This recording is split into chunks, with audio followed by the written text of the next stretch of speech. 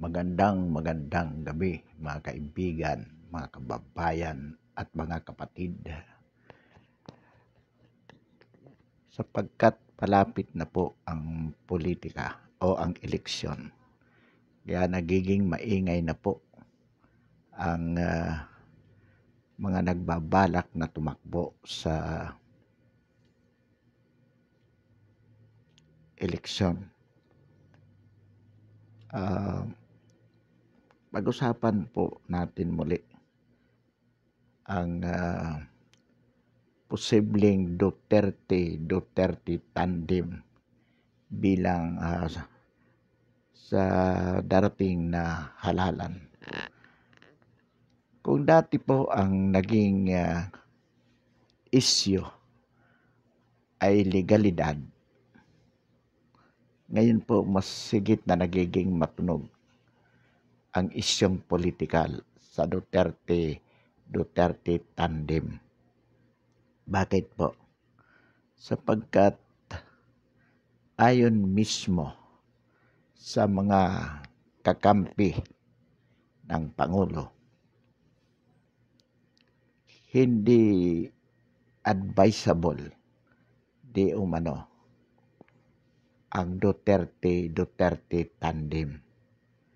Bakit po? Sapagkat mayroon silang tinatawag na geological balance, na ibig po sabihin hindi pwedeng pagsamahin ang presidente at vice-presidente na galing sa isang lugar, sapagkat mawawalan ng representasyon ang ibang bahagi ng bansa at ito ay magiging kabawasan sa boto ng kandidato. Ang ideal po dito, kung ang Pangulo ay galing Mindanao, usually po ang Vice President dapat galing ng Luzon o galing ng Bisaya. Yan po ang tinatawag na geological balance. Kailangan mabalanse ang pinanggagalingan ng mga kandidato upang mahikayat ang taga Luzon na dalhin yung taga Mindanao at gayon din naman yung taga Luzon madala sa Mindanao. Meron din namang halimbawa po, lalo na kung isang pamilya, so ang boto kailangan hanggat maaari ito yung political balance naman, na ang ibig ko sabihin hanggat maaari malalaking dalawang pamilya ang pinagsasama. Nang sa ganon, yung kapwa madala ng malalaking pamilya ang parehong kandidato. Samantalang po, kung manggaling sa isang pamilya yan, most likely, ang buboto lang dyan yung kanilang pamilya. Yung ibang pamilya ay maaaring hindi bumoto. So yan po yung mga konsiderasyon dito sa aspetong Duterte tandem. Pero ano nga ba ang talagang nararapat given the situation? Well, kung ang puhunan ni Inday Sara is the popularity of her father being the incumbent president,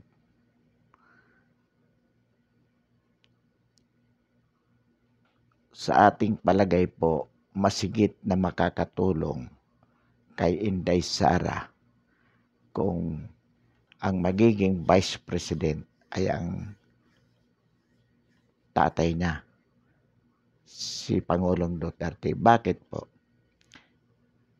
Sapagkat kung ang dahilan kung bakit iboboto si Inday Sara bilang Pangulo is to continue the legacy of her father, to continue the unfinished business of her father as president. Then it would be more logical and it would be more convincing to the public kung ang kanyang magiging pangalawang Pangulo ay mismo yung kanyang ama na dating Pangulo at kanyang papalitan. Sapagkat sinasabi po natin na kung si Pangulong Rodrigo Duterte ay mayroong mataas na approval rating hanggang sa ngayon at maaring sa darating pang isang taon na kanyang panunungkulan, then ang ibig sabihin ang kanyang personalidad ay acceptable at ito ang magdadala kay Inday Sara sa panalo. Bagamat hindi sinasabi natin na mayroon sariling identity si Inday Sara, ngunit malaking tulong sa kanya ang popularidad ng kanyang ama. Kung ikukumpara sa sino mang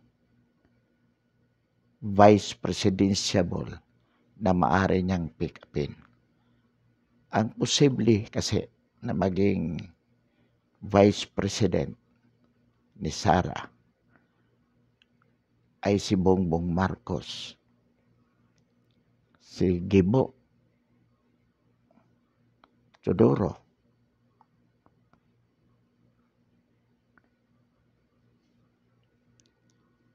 wala na pong tayo nakikitang iba na kilala na pwedeng maging vice presidential. Definitely, it would not be Cayetano.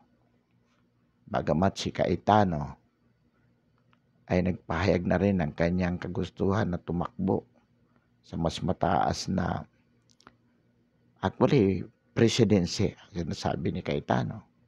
Pero assuming na pumayag siyang mag-vice president, he is not that popular as Digong is.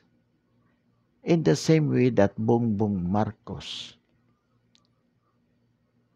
cannot be as popular as Digong himself. And so is Teodoro.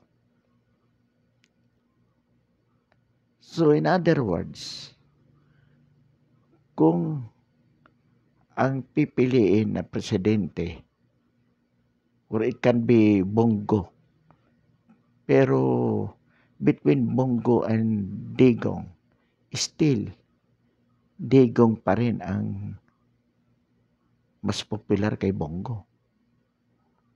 So in other words, wala na po tayo nakikitang masigit na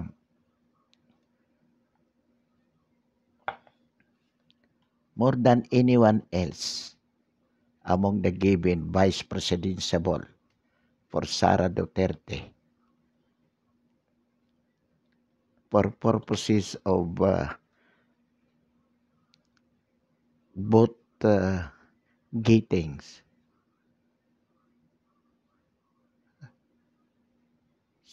Wala pong iba kung hindi si Digong, assuming tumakbo si Digong. Maliban na lang po kung hindi tumakbo si Digong. But assuming he would run, he could be the best. Yung sinasabi ni Andaya na hindi healthy, hindi maganda sapagkat mag-ama, maaring hindi tangkilikin, or sinasabi ni Cayetano na maaring dahilan para magkawatak-watak, hindi po mangyayari. In the first place, ang PDP laban is a dominant party now, and it is the party itself that convinced Digong to be the vice president and let him choose his presidential mate. Kasi po, kung halimbawa, the political battles would be among Duterte versus Pacquiao Binay. Pacquiao as president, Binay vice president. Lacson president, Tito Soto vice president. Then perhaps Crispo with Kiko Pangilinan as vice president or Trillanes as vice.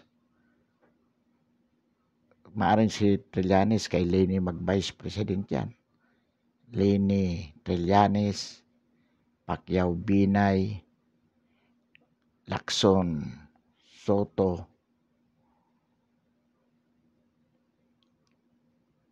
we don't know with so Crispo, Gordon or Crispo Trillanes. Among the given names, mas winnable pa rin ang Duterte tandem compared to those mentioned. Ang sinasabi kasi ng isang bayan that they are trying to come up with one opposition that cannot be, definitely. Hindi sapagkat mayroong maraming aspirants. Kapag hindi sila na-pick up ng isang bayan, they will go by their own. At ang isang bayan naman ay wala pa rin naman silang maipagmamalaki to ensure na igagalang ng mga aspirante ang desisyon. In fact, si Lacson ay nagpahayag na tinuturn down niya ang nomination ng isang bayan. So, it could be 5 presidentiables and 5 vice presidentiable. Among the presidentiable, nangunguna na si Sara. Among any vice presidentiable, nangunguna na rin si Digong. Sigurado po yan. Between Binay and Digong as vice president, between Trillanes and Digong as vice president, between Cayetano and Digong as vice president. Kung hindi mapipick up si Bongbong na vice president, tatakbo itong presidente. At sino ang magiging vice president ito? Si Cayetano? Si Gordon? Hindi man magbabay si Crispo kay Bongbong. Mas ko gustuhin ni Crispo na tumakbo bilang presidente. Si Leni tatakbo bilang presidente.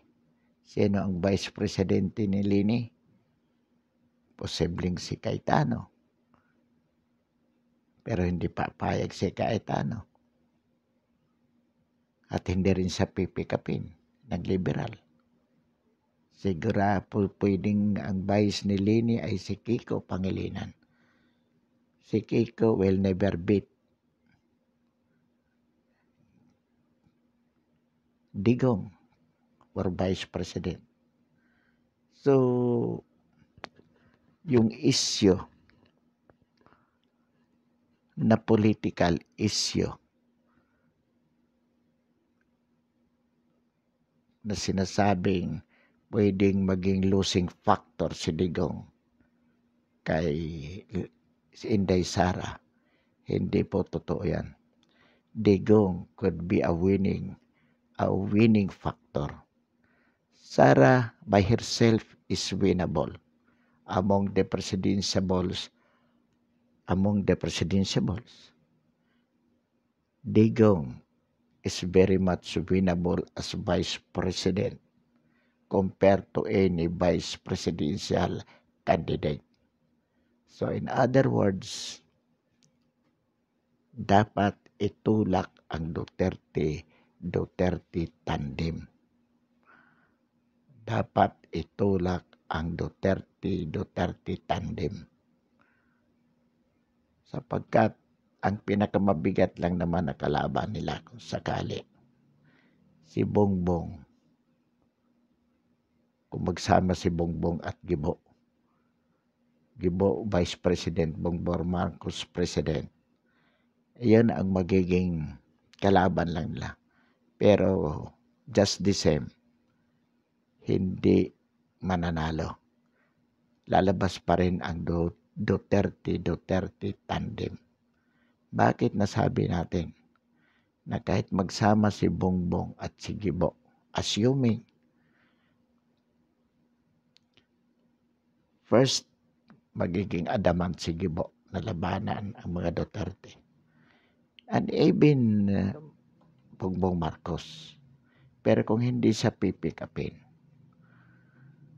na Vice President, kung si Duterte ang magiging president, baka tumakbo na rin si Bongbong ng presidente.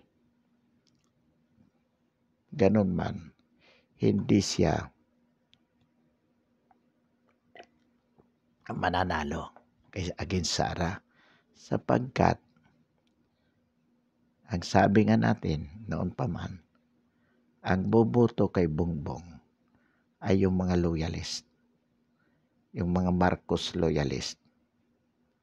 Pero that will not be enough for him to win as president.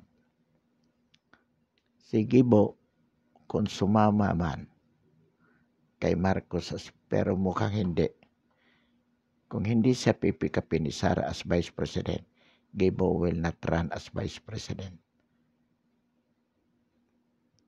Pwede naman siyang maging gabinete na lang ni Sara. Sa kabinet ni Sara, Gibo would be very sumuporta na lang si Gibo at kunin siyang gabinete. He could be one of the ablest cabinet member of Sara, si Gibo.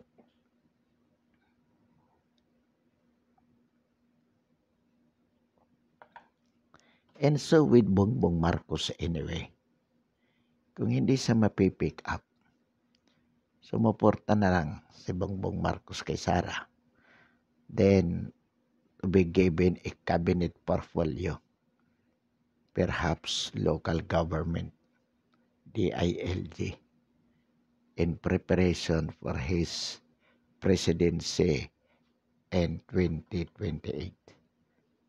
And Bongbong could be dito mapatunayan yung kanyang galing kapag siya ang naging DILG. Si Gibo, dati nang sa defense secretary to. So he could be a defense secretary also. So in other words, pwede mang yung mga kakampi na hindi mapipick up, sumuporta na lang. Pwede naman sa cabinet members. Dapat ganun na lang ang arrangement.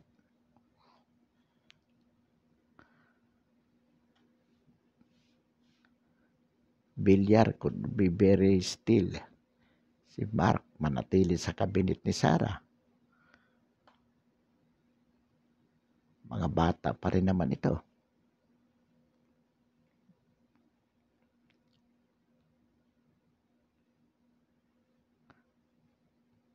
So,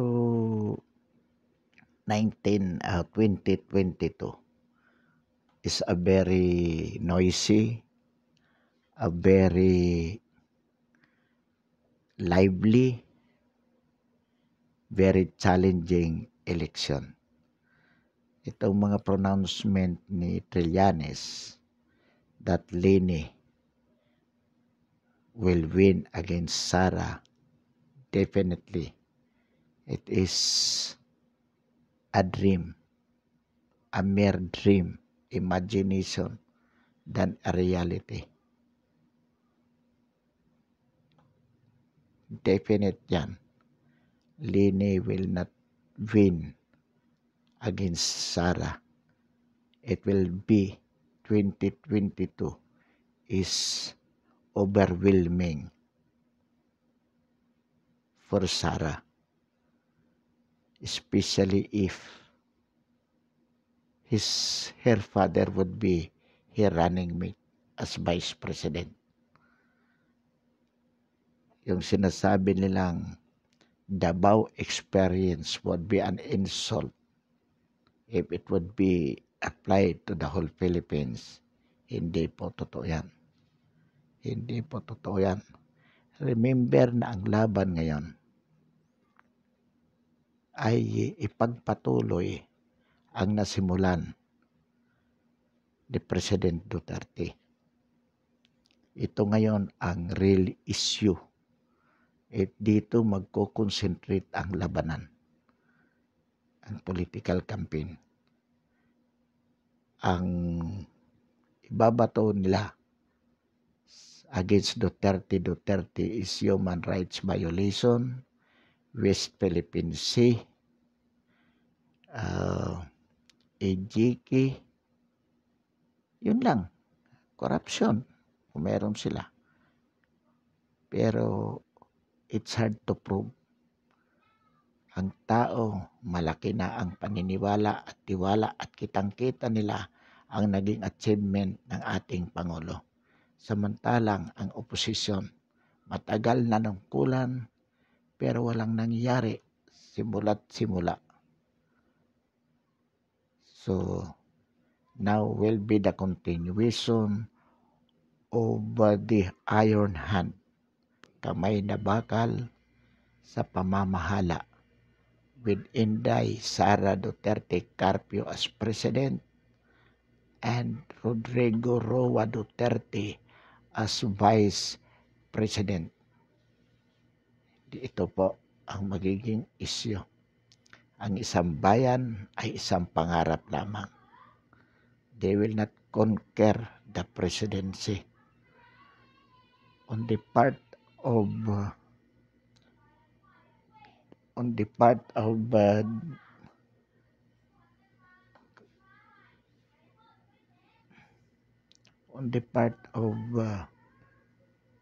isang bayan o the issue against sambayan, magbobumirang sa kanila ang West Philippine Sea issue. Yung inefficiency, yung corruption, at yung oligarchs. The continuity of the oligarchs to be represented by the isang bayan. So pansamantala po, ating wawakasan ang ating talakayan ngayong gabi. Muli, maraming salamat at magandang gabi.